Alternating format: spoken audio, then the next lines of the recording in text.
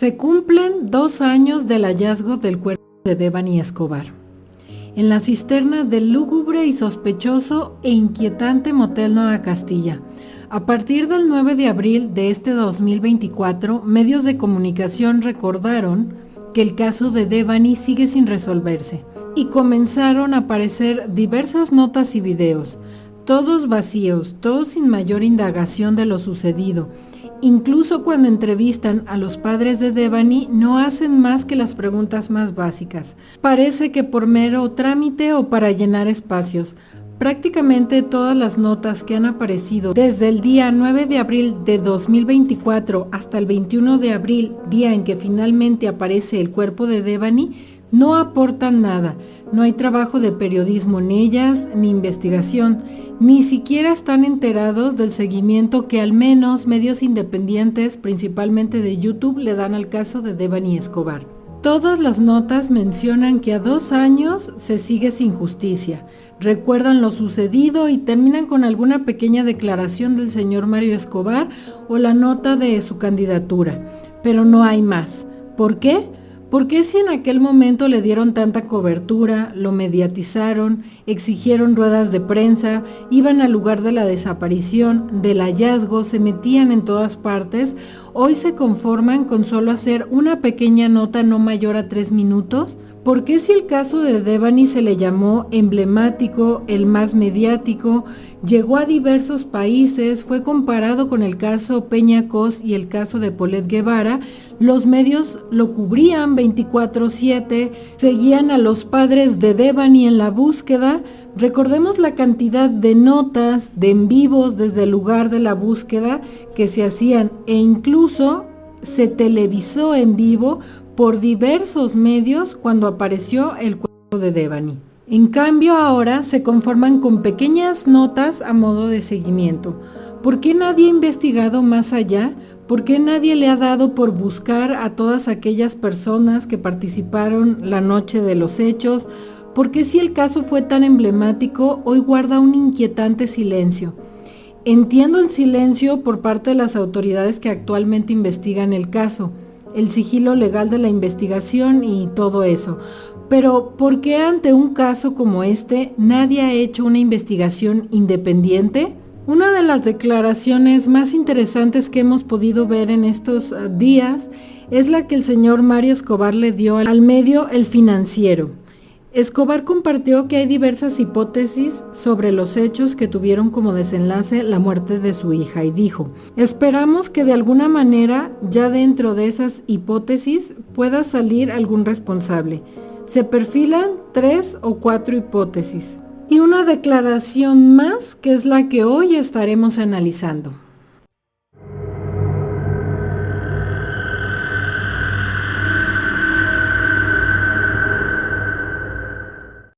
Bienvenidos una vez más a Diario Criminal.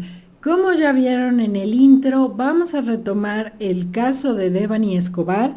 Vamos a volver a hablar del caso de Devani Escobar, obviamente en un día tan importante como es el 21 de abril. Como vieron en el intro, les menciono que ya un montón de medios desde el 9 de abril empezaron a hablar del tema, aunque creo que la fecha más llamativa, más emblemática en el caso de Devani, pues es la del 21, que su familia hace de hecho una misa y demás, como que ellos la toman como la fecha del hallazgo, de la muerte de Devani Escobar. Es como la fecha que todos recordamos más, esta del 21 de abril, aunque sabemos que muy probablemente Devani murió unos días antes, pero es como la fecha más emblemática, esta del 21, y obviamente teníamos que hablar del caso de Devani Escobar en Diario Criminal. Además ya teníamos un rato sin mencionarlo y es un tema que ustedes siempre me piden. Y hoy vamos a desarrollar, vamos a ver los avances, lo que hay nuevo, lo que se ha informado, y también vamos a desarrollar una teoría más. Esta teoría está dentro de la gran cantidad de teorías que hay del caso de Devani Escobar. Yo nunca había mencionado esta teoría porque a mí se me hace de las menos creíbles, Pero dado que algunas declaraciones recientes de Mario Escobar, del señor Mario Escobar, van en este sentido, se me hace importante que exploremos las posibilidades de que esta teoría pudiera ser alguna de las líneas o de lo que le llegó o podría haber pasado a Devani Escobar. Por eso les digo en el intro esto de que vamos a revisar una declaración más. Es una declaración del señor Mario Escobar que ya toma esta teoría que vamos a revisar el día de hoy. Y pues como les digo en el intro también, esto es rarísimo en el caso de Devani Escobar. Su papá ha mencionado que es un caso emblemático, que nunca nadie lo olvidará y todo eso, pero la verdad es que el caso se está apagando. El caso de Devani Escobar se está pagando, tan es así que, como les dije en el intro, la mayoría de los medios solamente hacen una nota, como notas, varias notas, como a modo de recordar lo que pasó y decir que no ha pasado nada y hasta ahí. Y si vemos a lo largo del año, no pasa nada, nadie dice nada, nadie investiga nada, no hablan del tema, hasta que se vuelve a cumplir una fecha de estas, del 9, del 21, o que se habla del tema de los feminicidios, o que vuelve a pasar un feminicidio que toma relevancia. Entonces, Devani está cayendo en este gran agujero de gran cantidad de casos que hay que dejan de recordarse o que nada más se recuerdan a modo, de forma casi nada más decorativa, aunque se escuche muy fuerte la palabra, pero es que lo que hace que un caso trascienda son, por así decirlo, dos aristas. Una de estas la estaremos viendo en un siguiente video que les voy a dejar en estos días, porque es muy amplio como para que también lo ponga en este video, pero una sin duda son los aspectos mediáticos de un caso. Si ustedes se fijan, hay casos que son súper emblemáticos, no solo en México, sino en el mundo, como es el caso de Madeleine McCann, el caso Alcácer, el caso reciente de Daniel Sancho. Todos estos casos han logrado permanecer por meses, por largo tiempo en mediáticos hablando del tema. No se diga, por ejemplo, el caso de Madeleine McCann, que ya tiene muchísimos años de que sucedió. Sin embargo, el caso sigue teniendo seguimiento, se sigue hablando de él. ¿Por qué? Porque han podido haber todas estas investigaciones. Es muy raro el silencio que rodea el caso de Devani Escobar. Lo más normal es que, no sé, alguien haga un libro, hable del tema, se haga una serie. Yo siempre les he mencionado que lo ideal es que sea una serie a modo de documental, seria, bien documentada, bien hecha. Se empiecen a sacar reportajes. Esta es la forma de que el caso siga. Si a lo mejor quien hace este trabajo se equivoca, no documenta cierta cosa, pues ¿qué pasa? La familia sale, habla, lo aclara, y esto hace que el caso se siga moviendo, se siga hablando. Por ejemplo, en el caso de las niñas de Alcácer, es un caso emblemático, muy conocido en España. Sucedió hace 30 años y hasta el día de hoy se le da seguimiento, se sigue hablando, se sigue moviendo. Es un caso que la gente no olvida, es un caso emblemático. ¿Por qué? Porque a lo largo de los años hemos visto a diferentes investigadores, lo mismo en el caso de Madeleine McCann, todo este tipo de casos que trascienden, que dejan algo, que se siguen hablando, que se quedan en el subconsciente de las personas, que todo el mundo ubica, lo hacen por esta razón, porque nunca mueren. Porque a lo mejor puede salir una teoría y pueden salir los padres, los familiares, los investigadores, la misma policía, decir, oye, esto no es cierto. Por ejemplo, hay casos en los que ya se abusa, como en el caso de Madeleine McCann, que han salido como 10 niñas a decir que son Madeleine McCann. Pero quieras o no, eso remueve el caso. En ocasiones en forma negativa, pero luego esto deja por así decirlo, una estela en la que vuelve a hablarse del tema.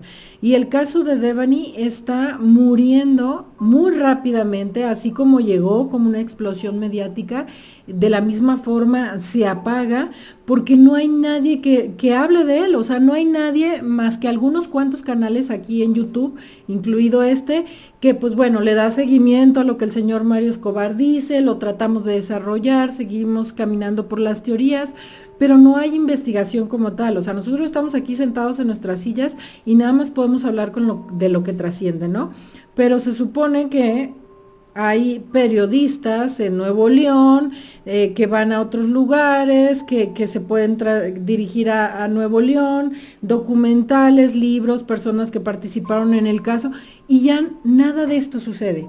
Nadie habla, nadie cuenta y el caso se sepulta, porque obviamente por parte de la FGR, que es quien lleva el caso, pues sí debe de haber un sigilo y debe haber un silencio.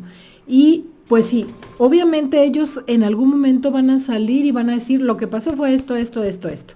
Y seguramente muchos lo aceptarán y otros no lo van a aceptar y van a decir que estuvo mal y todo lo demás, ¿no? Ellos deben de guardar un sigilo hasta que tengan resultados, ¿no? Pero si esto sucede en años, para entonces nadie se va a acordar del caso de Devani Escobar y yo siento que esto es lo que le está pasando al caso de Devani. El caso de Devani se apaga, solamente unos que otros canales seguimos a lo largo del año tratando de hablar del caso, de que el caso siga en boca de las personas, pero todos los medios y demás, nada. Están en total silencio, medios, investigadores. Los papás de Devani han seguido haciendo algunos videos hablando del caso de Devani, pero la verdad es que ahorita están bastante ocupados de lo que es su campaña y no hay tanta información. Seguramente en estos días que tienen que ver con el aniversario, el segundo aniversario luctuoso de Devani, habrán datos, pero de ahí en más no tenemos nada. ¿Y de qué sirve esto? Para que uno pueda seguir hablando y haciendo videos. Créanme que yo incluso, si no sale nada, puedo seguir analizando el caso de Devani Escobar hasta el infinito porque tiene muchísimos datos para analizar.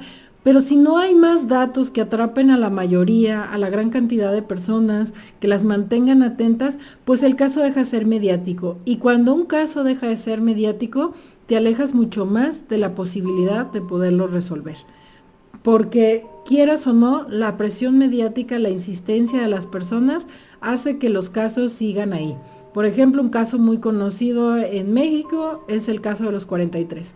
Ese caso, aunque ya pasaron bastantes años, sigue vivo porque sigue habiendo investigaciones. Ya sacan un libro, ya sacan otro libro, ya sacan una teoría, ya detienen a uno, ya detienen a otro, ya alguien habla por aquí, ya alguien habla por allá, otro le contesta, alguien más le dice que está loco, todo lo que quieras, pero el caso sigue. Cada año hay manifestaciones, si quieres a veces excedidas y lo que quieras, pero cada año hay movimiento. En el caso de Devani Escobar, creo que este año ni siquiera va a haber alguna manifestación, una marcha, y pues yo considero que sí es importante de entender esto. Un caso que muere mediáticamente es un caso que le va a costar mucho más trabajo que se conozca la verdad y que se resuelva. Y recuerden que hay una segunda forma de que un caso trascienda, siente un precedente, haya un antes y un después. Hay una segunda forma para esto, que es de la que les estaré hablando en el próximo video. Una es esta, la que ahorita les acabo de mencionar, que se mantenga mediático, se mantenga en el ojo público. Les mencionaba, por ejemplo, recientemente estamos viendo el caso de Daniel Sancho. Está este caso por ajustar un año, por cumplirse un año, pero el caso sigue a todo lo que da, a todo lo que da con el juicio, con los avances, y yo creo que le queda muchísimo tiempo más. Sin duda la prensa española a veces cae en exageraciones, pero sabe mantener un caso en el ojo público. Y es lo que está sucediendo. Y aparte creo que es táctica de la defensa, por ejemplo, en ese caso, mantenerlo en el ojo público, porque conviene para los intereses de Daniel Sancho. No así en el caso de Edwin Arrieta, pero se ha mantenido público. Y en México suele pasar mucho eso. Estalla todo el mundo habla del tema, ven quiénes son los culpables, se hace un escandalazo y luego se muere y no vuelves a saber nada del caso. De hecho, es algo que a mí me pasa mucho en el canal, que las personas me dicen queremos seguimiento, y yo a veces no tengo cómo darle seguimiento. Y a mí me gusta darle seguimiento a los casos, seguirles informando de todo lo que hay, pero en muchos casos de aquí eso se va apagando lentamente, no sé por qué sucede eso, pero un caso, si es tan mediático como el de Devani, debería de seguir. Ya les digo, primeramente una de estas formas pues es eso, seguir hablando del tema, pero pues si no hay nada, ¿de qué va a hablar la gente? No podemos seguir con el mismo tema. Les digo, yo en lo personal todavía encuentro muchas cosas de análisis, pero creo que para la mayoría ya no encuentran tanto, o por lo mismo de que ya no se mueve tanto, deciden no hablar del tema, pero pues es importante, ¿no? Y la segunda forma se las estaré diciendo en el siguiente video, para ahora sí entrar a lo que hay recientemente. Pues obviamente el día 9 de abril los padres de Devani hicieron un en vivo por la noche, en donde pues nos dicen que hay avances, que van lentos, pero que hay avances, y esto también es una cuestión muy complicada. En momentos dicen que hay avances y en otros momentos dicen que no hay ningunos avances o que se va muy lento. Sería importante que ellos fijen una postura en este sentido. ¿Hay avances o no hay avances? Si ustedes recuerdan, aquí en el canal hemos revisado muchos de los avances. Yo considero en lo personal que si esto es como lo hemos revisado, y aquí viene el anuncio para quienes no hayan visto, aunque creo que ya todos lo saben, tengo como 1000 videos del caso de Devani Escobar. Les estaré dejando en la descripción, en el primer comentario fijado, el seguimiento al caso de Devani Escobar. Hemos analizado todas las aristas, todas las teorías, pero hemos visto en estos videos pues algunos avances, ¿no? Por ejemplo, para mí uno de los más relevantes, esto que se habló del contenido del estómago, porque esto definitivamente te habla de un dato sumamente importante que les invito a que vayan y vean para no estarme yendo por otro lado en este video. Entonces considero que efectivamente ha habido algunos avances, sí van lentos, pero la verdad es que sí, la Fiscalía de Nuevo León se lo dejó muy complicado a la Fiscalía General de la República, y que el caso de Devani no es el único y que en este momento no es tan mediático. Entonces es muy importante que pues se sepa, ¿no? ¿Hay o no hay avances? Y bueno, en este video dicen que sí hay, que no hay, que van lentos, pero pues bueno, nos informan que siguen trabajando en el caso de Devani Escobar. Por otra parte, la señora Dolores Basaldúa, la madre de Devani, menciona que pues como saben, ellos normalmente van cada cierto tiempo al Motel Nueva Castilla, arreglan ahí donde pusieron la cruz. A mí me ha llamado mucho la atención que la señora Dolores ha mencionado que ella siente que debe de ir, que ella debe de ir a ese lugar, que tiene que atender. Y sí, porque probablemente muchos pensemos, ¿y por qué van a ese lugar en donde todo fue terrible y pasó? Mejor en donde reposa Devani Escobar y demás. Pero ella ha mencionado esto, ¿no? Que ella siente que debe de presentarse ahí por alguna razón. Ellos siempre van, limpian el espacio, no es exactamente el de la cisterna. Por el otro lado de la barda pues se encuentra la cisterna, en donde a mi pensar Devani no perdió la vida, pero sí fue depositado su cuerpo en ese lugar. Y la señora Dolores menciona esto, ¿no? Que ellos siempre van ahí pues porque sienten que deben de ir, arreglan este lugar, además también como a modo de recordar lo que ahí sucedió, y que también siempre cuando caminan por la zona, pues sienten como muy mala vibra, que antes sentían ese lugar como un lugar de diversión, por esto de que hay las quintas, hay eventos, se les hacía como un lugar más alegre, de fiesta, y que pues ahora sienten como que ahí hay como una vibra muy negativa, una mala vibra. Y bueno, también un dato que salió recientemente y me llamó la atención, fue de este hombre, el Sin Pelos, el que tiene el canal Sin Pelos, este periodista que ya saben todo lo que hizo en el caso de Devani Escobar, que sacó esta imagen de con la botella y todo lo demás, y todo lo que hizo. Pues recientemente, así de la nada, hace como un mes y cachito de la nada, subió un video en el que supuestamente entrevista a una persona que se supone que trabajaba en aquel momento con este hombre tan conocido en la teoría de las empresas, el denominado Jaguar. Y pues esta persona, o sea, el reportero, el periodista este de Nuevo León, lo sube como para dejar claro, ¿no? Que esta persona, el Jaguar, fue revictimizada y que miren que en su momento yo fui, entrevisté a las personas que trabajaban con él, pero esta persona, la que entrevista, pues lo único que hace es deslindarse de la situación, ¿no?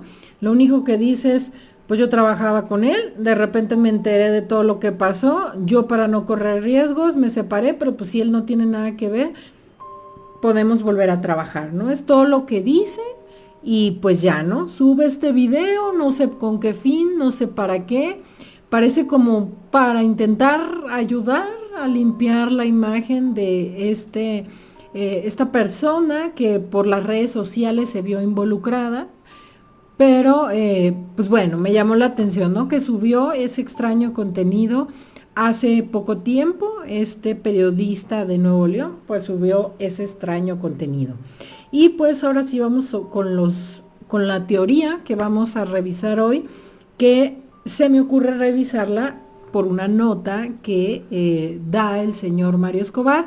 Recuerden que yo nunca he tenido acceso a nada de los datos que se filtraron, ni las carpetas, ni nada de eso, porque no me parece que esté bien. Esos datos se filtraron por alguna razón. Quién sabe si sean reales, quién sabe si estén bien. Siempre trato de analizar lo que es público, lo que es conocido. En particular me fijo en lo que los padres dicen, en lo que el señor Mario Escobar dice. Por ejemplo, cuando él mencionó esta teoría del Jaguar, pues bueno, la revisamos porque fue una teoría que él llegó a creer. Cuando él menciona determinada teoría, la revisamos porque si viene de él, supongo que tendrá algún fundamento, alguna idea.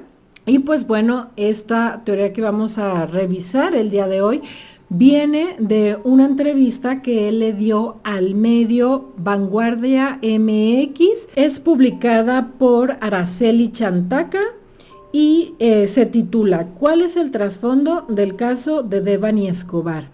Esto piensan sus padres a 2 años del feminicidio. Mario Escobar dijo que el caso ha tenido avances a pesar de que fue atraído por la FGR ante la corrupción de las autoridades de la Fiscalía General de Justicia del Estado de Nuevo León, de Monterrey, Nuevo León.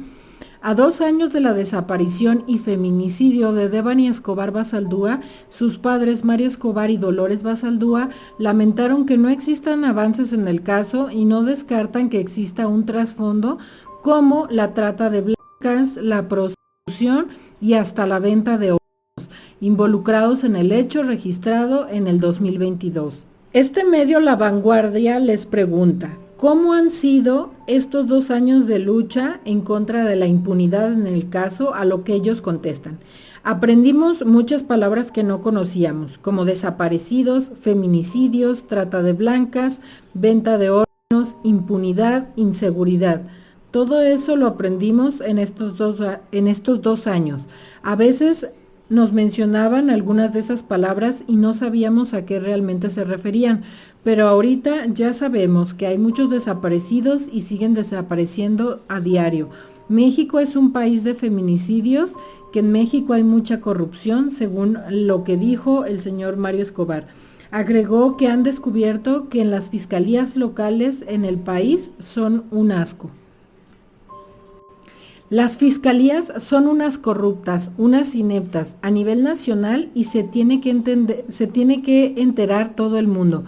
Si nosotros tenemos que hacer un documental en donde exhibamos a toda esa gente, lo vamos a hacer sin miedo a nada, porque lo que más queríamos y lo que más apreciábamos en esta vida era la vida de nuestra hija Devani. Añadió que en Nuevo León todos los días siguen los casos de desaparecidos y feminicidios. se sigue viendo las desapariciones, porque nos siguen mandando documentos de búsqueda de desaparecidas. Y en esas desaparecidas y desaparecidos sigue habiendo trata de blancas, que las ponen a hacer cosas indebidas como la prostitución, como ponerlas en algún crucero, como vender su cuerpo y al último, cuando ya no les dan servicio, hasta venden sus propios órganos, según lo que estableció Mario Escobar. Y entonces este medio Vanguardia se pregunta, ¿podrían estos delitos estar involucrados en el caso de Devani? Mario Escobar dijo que el caso no ha tenido avances a pesar de que fue atraído por la FGR. Esto que les menciono, que en ratos dicen que sí, que no, ya no me queda a mí tan claro. Entonces, ¿podrían estos delitos estar involucrados en el caso de Devani? Y luego menciona Mario. Por eso nosotros siempre lo hemos dicho, que de alguna manera todo esto va involucrado con lo de Devani, según lo que afirmó el padre de familia. Indicó que todos esos hechos que enumeró pudieron ser parte de la desaparición de su hija. Hay muchos delitos que perseguir aquí en Nuevo León. Hay muchos delitos, mucha información, mucha gestión, toda una logística de corrupción. Y al final de palabras, para no mencionar 10 o 15 puntos que podría entrar dentro de la corrupción desde las fiscalías y mucha gente que en su momento lo vamos a decir según lo que compartió. Por su parte, Dolores Basaldúa confesó que la muerte de su hija les cambió la vida por completo. Y bueno, les leí esta nota que pueden encontrar en internet. Si buscan lo más reciente de Devani, van a encontrar esta nota de Vanguardia, en la que, como vieron, Mario Escobar menciona reiteradamente esto de la trata de personas, el robo de órganos y la prostitución. Y esto lo ha venido mencionando últimamente en reiteradas entrevistas. De hecho, en una entrevista que le hacen, pero más bien como parte de lo que está haciendo de su campaña para el cargo público al que aspira, él menciona que legislarían en todo lo que no se animan y que afectó al caso de su hija, y vuelve a mencionar esto de los órganos, ¿no? Del robo de órganos, de la venta de órganos y demás. Y pues también ha mencionado que hay 4 o 5 líneas y últimamente ha estado mencionando varias veces esto de los órganos. Intentaré dejárselo en las imágenes lo más que me encuentre y pues creo suponer de dónde viene esta teoría. Y es que esta teoría del robo de órganos circula siempre en todos los casos. En todos los casos siempre es una de las teorías. Seguramente fue para robar órganos. ¿Y esto existe o no existe? ¿Podría ser o no podría ser? Como les dije, creo sospechar de dónde viene esta teoría y creo que ustedes también. Tiene 2 aristas. La primera esta, ¿no? Que siempre está en el inconsciente, en el subconsciente colectivo, en el inconsciente colectivo. La mayoría piensa es que se están robando los niños para sacarles los órganos, es que encontraron un camión lleno de órganos, encontraron un camión donde solo estaba el exterior de los niños a los que les retiraron los órganos. Y déjenme decirles que como tal, esto es una mentira, es una leyenda urbana prácticamente, es una leyenda urbana, así como los fantasmas, el viejo del costal, cosas así que no tiene un fundamento real. O sea, realmente esto de los órganos se ha documentado, se ha investigado, se ha estudiado a nivel criminológico y todo lo demás, y es lo que vamos a ver. ¿Cómo se da esto realmente de los órganos? ¿Cómo pasa? ¿Es así como nos imaginamos que a una persona así nada más al azar la agarren, se la lleven, les traigan los órganos, o esto de los camiones pudiera ser? Y es que lo que existe en cuestión de órganos es el pago. El pago para que en las listas de hospitales te pongan más arriba. Eso sí existe. En los hospitales empieza a haber una lista que va de acuerdo a diferentes aspectos, desde la urgencia que hay de que una persona reciba un órgano, desde el tiempo que lleva esperando, una serie de cuestiones. Y sí se sabe que esto de los órganos hay obviamente movimientos que no deberían de ser. Uno de ellos es esto, de que personas con dinero pagan para que las pongan más arriba en las listas y de forma más rápida tengan otro órgano, tengan un órgano, el órgano que necesitan. La otra forma que hay para esto de los órganos y que es ilegal y que no debería de hacerse y demás, es que una persona decida vender su órgano. Es decir, una persona dice, ¿sabes qué? Yo tengo bien todos mis órganos y yo lo que necesito es dinero. Esta persona decide vender su órgano, se anuncia. No es que cualquier persona le vaya a quedar el órgano de cualquier persona. No porque tengas mucho dinero vas a poder conseguir un órgano. La persona tiene que ser compatible. Entonces tú robarte una persona al azar no te va a servir. Incluso si tienes todo el dinero para robarte una persona, para llevártela, para tener un médico, un hospital, que rápido te atiendan, que te lo transfieran, ¿quién sabe si la persona que sustraigas es compatible con a la persona a la que se le va a trasplantar este órgano?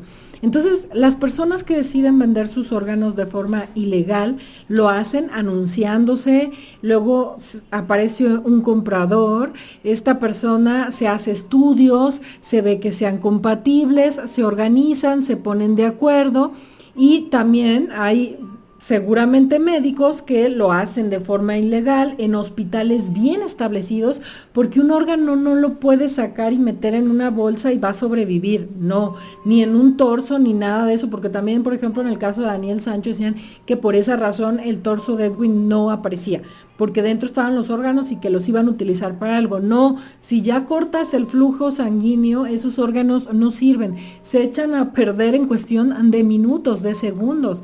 Entonces, imagínate la infraestructura que tú necesitas para esto. Entonces, se sabe que hay hospitales, personas, lugares que tal vez se presten a este tipo de prácticas, pero con una persona que da su consentimiento porque lo quiere vender, porque incluso se va a hacer análisis de compatibilidad, de que está bien.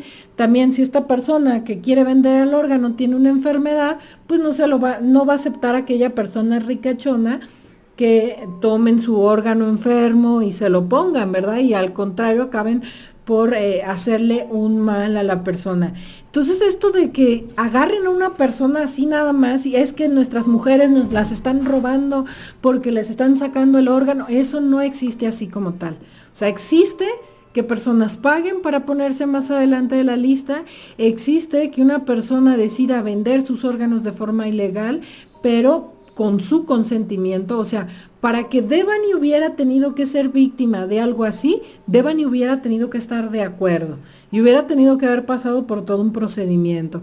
Y aquí tendrías que cuadrar una serie de cosas raras, casi decir que Ivonne era la intermediaria y Sarai era, o sea, no, por favor. Entonces, realmente la teoría del robo de órganos no tiene prácticamente ningún sustento creíble, y ahorita les voy a leer varias notas que los van a convencer. A lo mejor ahorita están pensando, no, esta niña no sabe, porque pues está sentada en su escritorio, lo que se mueve bajo los mundos es muy diferente y demás, pero van a ver por qué no tiene ningún sentido. Y bueno, aquí les voy a dar algunos datos de una nota de la BBC escrita por Juan Carlos Pérez Salazar, que además documenta cómo es realmente esto, porque ha sido un mito en el mundo y principalmente en América Latina, esto de y secuestraron a un montón y es que fue para esto. Entonces la BBC, que es de Londres, se puso a investigar si realmente esto existía, si pasaba, y hablan incluso con criminólogas, con especialistas en el tema. Y esta nota, como les digo, es de Juan Carlos Pérez Salazar y se llama La realidad sobre el tráfico de órganos en el mundo, los datos duros.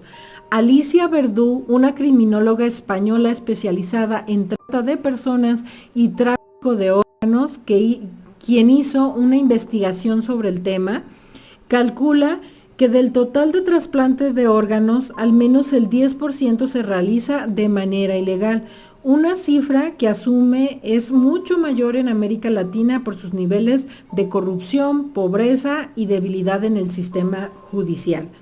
Y mencionarles que esta parte ilegal es lo que les he mencionado, que te pongan adelante en las listas, que la persona decida vender. Ya estaremos viendo más adelante los detalles. La experta aclara que dentro de lo que se considera como actividad ilegal está, por ejemplo, pagar para que pongan a una persona en los primeros lugares de las listas de quienes esperan un donante para trasplantes. Y luego hay algo a lo que le llaman los países tercos, y es la estrella del tráfico de órganos es el riñón. Algunas organizaciones creen que constituye hasta el 75% del mercado ilegal. Existe la conciencia de que porque tenemos 2 riñones no pasa nada si donamos uno. Y por eso sucede entonces que en países como América Latina, que hay mayor necesidad económica, deciden que van a vender un órgano. Pero en este mismo documento mencionan que lo que no sabe la persona que vende su órgano es que aunque esté sana y esté bien, al hacer esto va a tener graves problemas de salud, es decir, si hacía trabajo físico, que además es algo que suelen hacer las personas en América Latina, no sé, que se dedique a algo como la siembra, la albañilería, este tipo de trabajos que son físicos y necesitan realmente una gran demanda física por parte de quien lo hace, o sea, de nuestro cuerpo, un desgaste, pues ya no vas a rendir igual, ya no vas a dar lo mismo y eso a la larga te va a traer otra serie de problemas más que quién sabe si al último va a acabar siendo peor porque dejes de ganar dinero, al rato tengas algún problema con el otro riñón y entonces mencionan que pues uno de los órganos que más suelen vender las personas es esto, el riñón, porque sienten que tenemos 2, que no lo necesitamos tanto, porque pues obviamente, ¿verdad? Si vendes un corazón, pues no podrías vender un corazón. Según cifras de 2012, publicadas por Organs Watch, organización que se dedica al rastreo de tráfico ilícito de órganos, cada año se venden de manera ilegal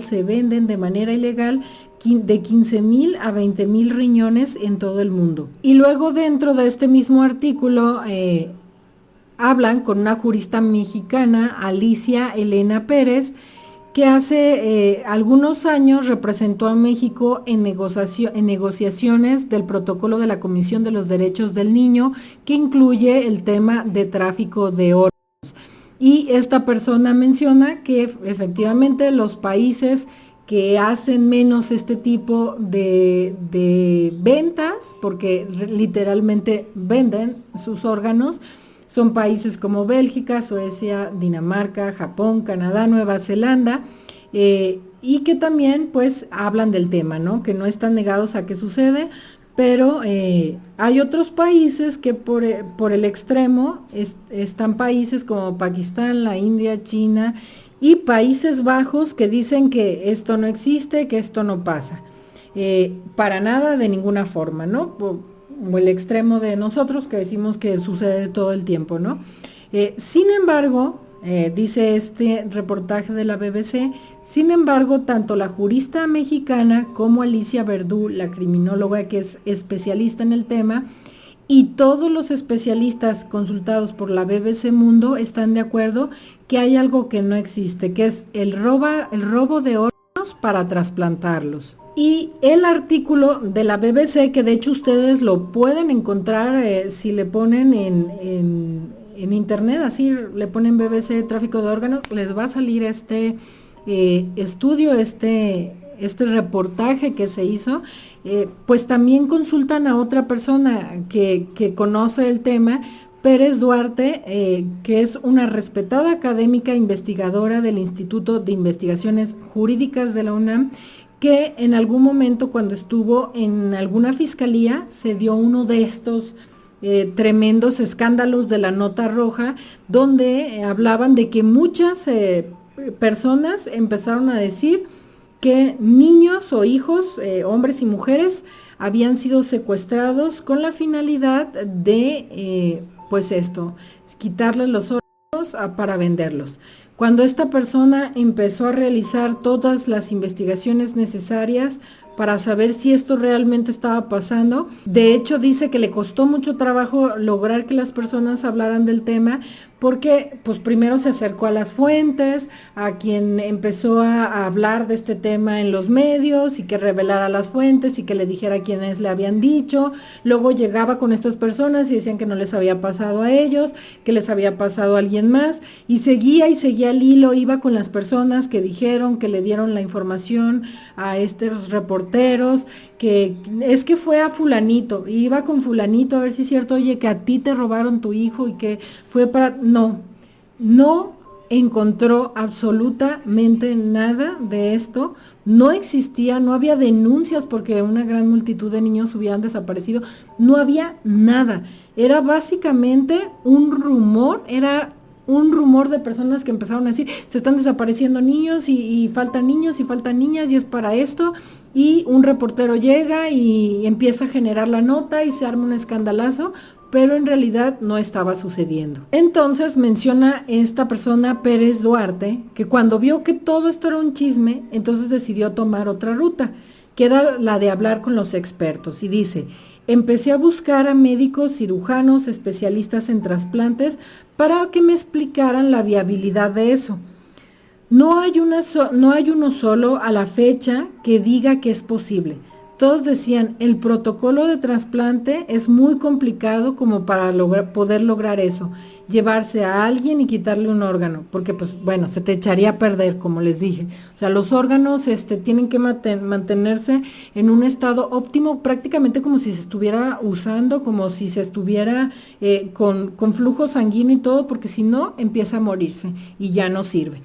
De hecho, a veces cuando hay un trasplante y eso, hasta lo traen de corazón o algo así, lo traen por helicópteros y hasta se cubre la nota y todo, porque es algo verdaderamente complicado. Y menciona, ese protocolo hace prácticamente imposible que ese imaginario popular que tenemos sobre el tráfico de órganos sea factible.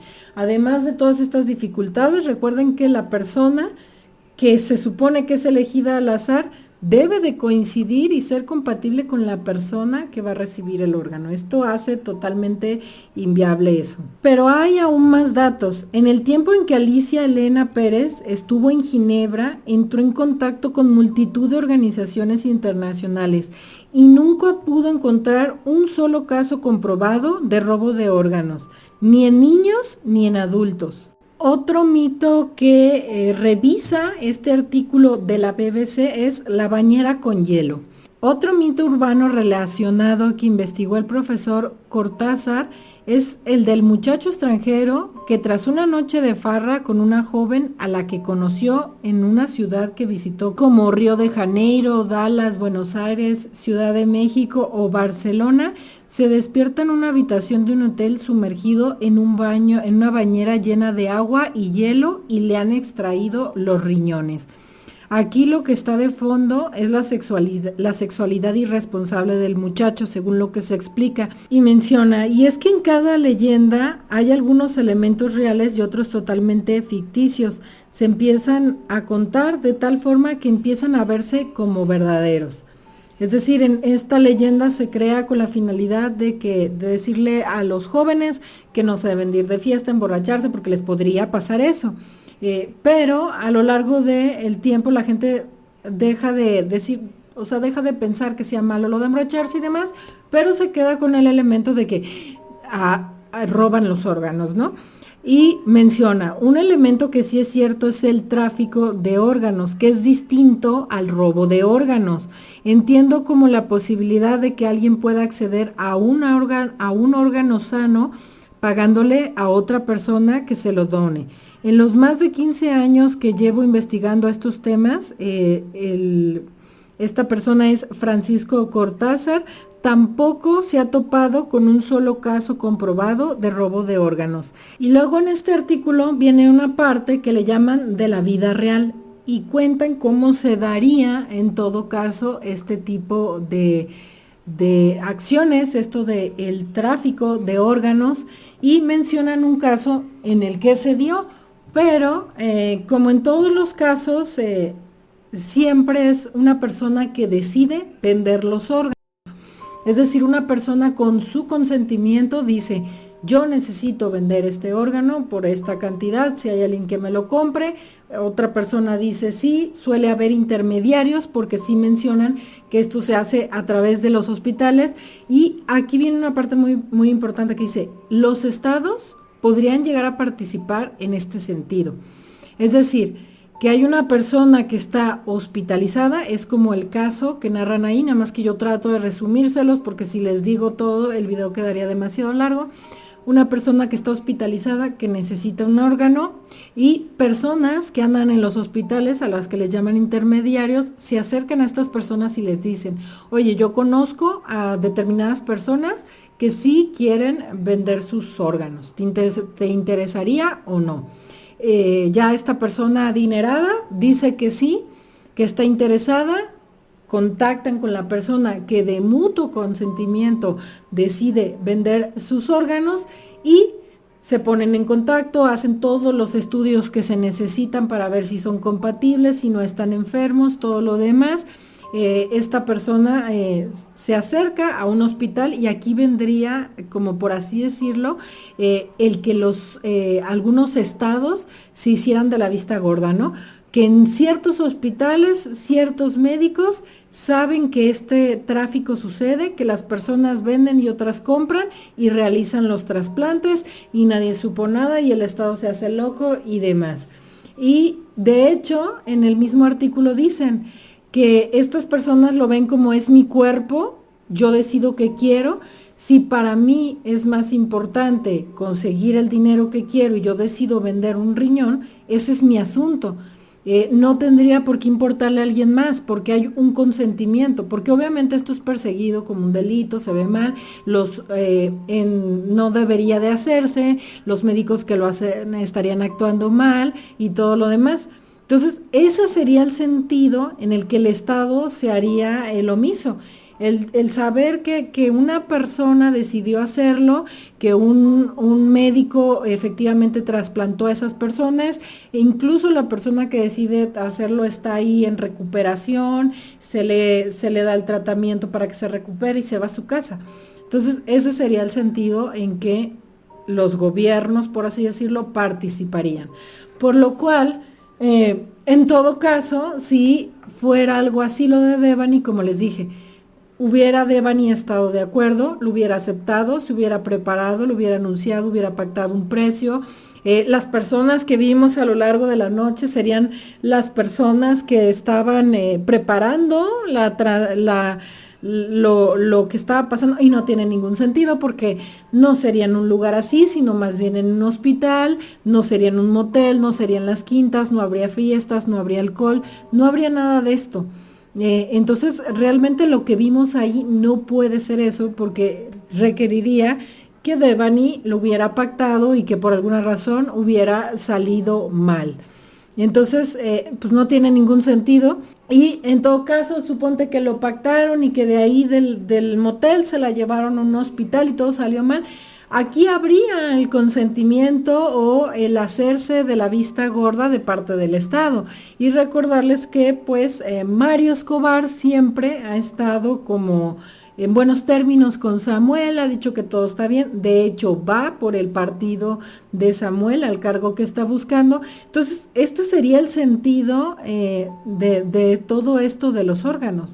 O sea, más bien legislar, ver, darse cuenta que efectivamente hospitales, médicos no se hagan de la vista gorda en el caso de que una persona decida vender algún órgano, pero creo que con todo esto nos queda más que claro que este no puede ser el supuesto del caso de Devani. Y bueno, como les dije que seguramente esta idea que últimamente él trae viene de dos aristas.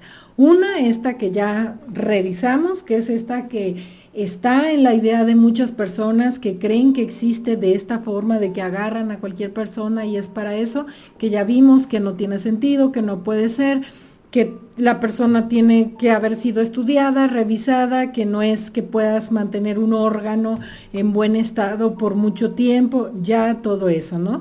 Pero creo que la segunda razón por la que el señor Mario Escobar probablemente ha tenido esto en su mente, y a lo mejor también muchos de ustedes, es una conocida entrevista que hizo esta persona que hizo todo mal en el caso de Devani Escobar. Este periodista que fue desde México a cubrir el caso de Devani Escobar y que hizo un montón de regazones y que acabó peleándose con el señor Mario Escobar, pues esta misma persona, que pues yo no creo que sea un periodista, o si estudió eso, pues no aprendió muy bien, le hizo una entrevista a un sujeto, a el Pato Zambrano, en donde se pone como loco y dice que es que obviamente a Devani le roban los ojos. Y él dice que es que lo que hacen es que las autoridades nada más te enseñan de aquí para acá, o sea, de cuello a cabeza a la persona, y que tú en tu dolor pues no vas a levantar la sábana y no te vas a dar cuenta que tiene tremenda cicatriz y que le sacaron todo y que obviamente fue eso y que Dios mío, se están robando a todas las personas para esa actividad. Sé que esta persona podrá ser un empresario y demás, pero me queda claro que no tiene ni idea de cómo funciona este tipo de cuestiones. Él está influenciado por las leyendas urbanas que pululan de este tema.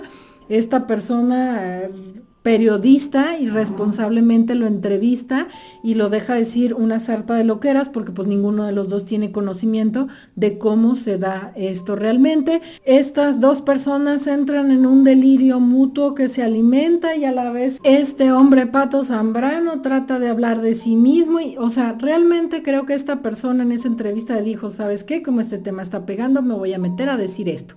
Y de hecho por eso lo habla tan quitado de la pena, no es que sea peligroso, ay Dios mío, está hablando de un tema que nadie se atreve.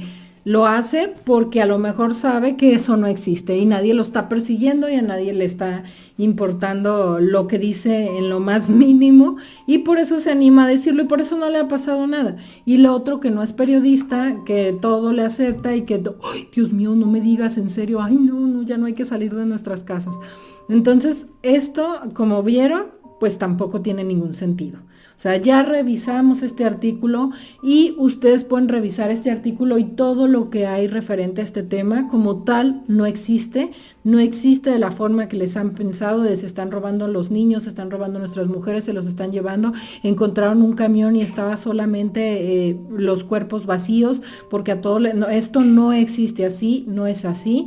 Son personas que deciden vender, es personas que pagan para estar adelante de las listas, por lo cual si lo de Devani hubiera debido al tráfico de órganos, al robo de órganos y todo eso, tendría que haber habido consentimiento de Devani, estudios previos, intermediarios, todo, se habría movido todo una serie de cuestiones, y pues si ya estaba pactado, incluso el Estado sabía de todas estas cuestiones, porque como les dije es así como se maneja. Hospitales que sí lo hacen, doctores que supuestamente lo hacen, ya que una persona aceptó un pago por esto, y todos se hacen de la vista gorda.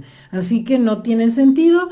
Y pues como último dato, pues recordarles que ya hubo una exhumación. Hubo una exhumación en la que se volvió a revisar precisamente todo esto, el interior, el cuerpo de Devani, porque era lo que había para revisar. Ya no podías trabajar tanto con lo que hubiera en su exterior como golpes y moretones y demás, porque el avanzado estado de putrefacción no lo permitía. Entonces debieron de trabajar en otro tipo de aspectos. De hecho, por eso sale el dato del contenido del estómago.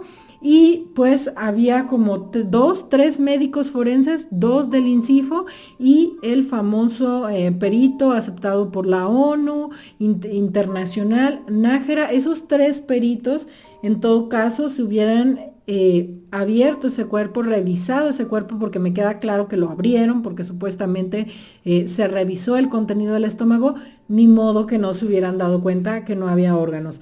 Así que aquel video fraudulento y todos los videos fraudulentos que hicieron hablando del tema de robo de órganos del Pato, hoy queda más que claro después de esa autopsia. No creo que 3 peritos hayan decidido callarse, de decir, oye, este cuerpo está vacío.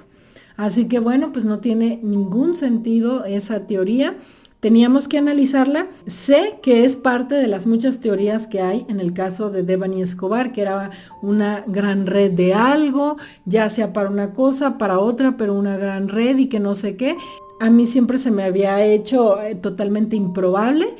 Pero en el momento en el que el señor Mario Escobar lo menciona como que lo tiene en la cabeza, a mí se me hace relevante que revisemos las posibilidades de que esto sea así o no. Y como vimos, no es probable, es prácticamente un mito. No creo que esta sea una una de las 4 o 5 líneas de investigación que también les mencioné en el intro que él dice que hay.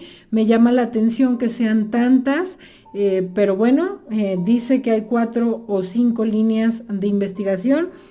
Y últimamente ha mencionado mucho esto, así que por eso se me hacía importante que lo revisáramos para ver qué tan probable es o no, y ya vimos que no. Aunque si ustedes todavía creen que sí, pues déjenme en los comentarios qué es lo que creen. ¿Sabían que esto es de esta forma o creían la leyenda urbana? ¿Aún la siguen creyendo? ¿No la creen? ¿Qué creen del caso de Devani Escobar? También déjenme en los comentarios qué otros temas les gustaría ver en el canal. No olviden suscribirse al canal si les interesa este tipo de contenido. También les dejo mis redes sociales y nos vemos en un próximo video.